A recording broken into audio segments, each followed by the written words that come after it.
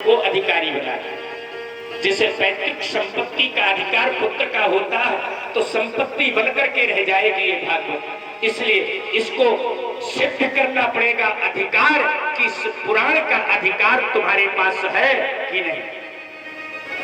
अब बताओ, सुखदेव महामुनि जैसे आबाल ब्रह्मचारी निरंकार ब्रह्म की उपासना करने वाले महायोगी की परीक्षा कौन लेगा? कौन प्रमाण पत्र देगा कि तुम अधिकारी हो?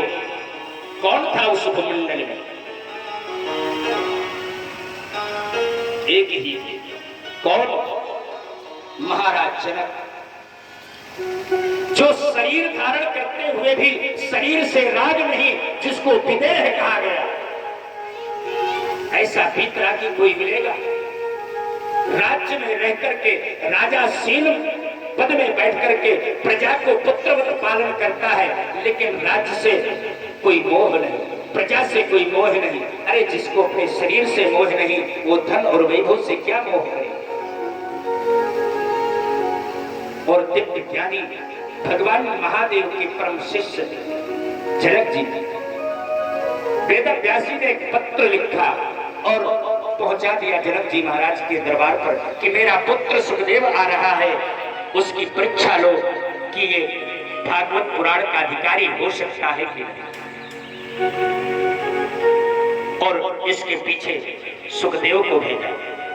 सुखदेव मुनि जनक के दरबार पर उपस्थित होते, दरबार के सिपाही के द्वारा महाराज जनक तक सूचना पहुंचती।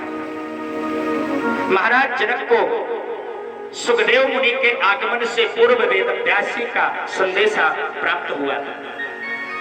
द्वारपालों से जनक जी महाराज ने कहा कि जाओ उनसे कहो कि राजा जनक अपने राज्य कार्य में संलग्न है, जैसे समय प्राप्त होगा वैसे उनसे समागम करेंगे, उनसे कहो वो प्रतीक्षा करेंगे। सुखदेव मुनि एक घड़ी, आधी घड़ी नहीं, एक दिन दो दिन नहीं, 3 दिन बिना कुछ खाए पिए, शीत धूप सब कुछ सहन करते हुए प्रतीक्षा जनक की करते हैं।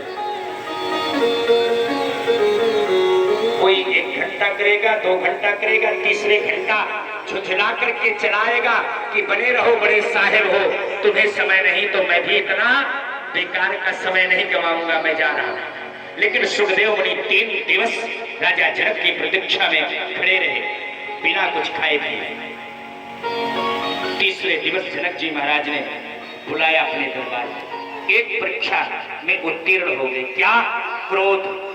क्रोध पर विजय प्राप्त है, तभी तो ये 3 दिन मेरी प्रतीक्षा बिना कुछ खाए पिए मिलने की करता रहा। क्रोध की परीक्षा हो।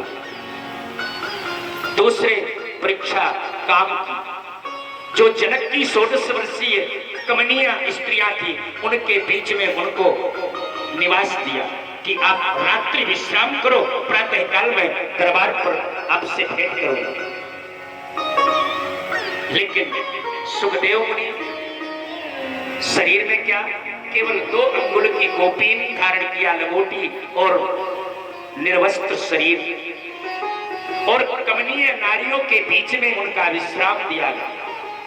लेकिन दिव्य है कि लेस मात्र भी उनके हृदय में काम जाग जाए। प्रातः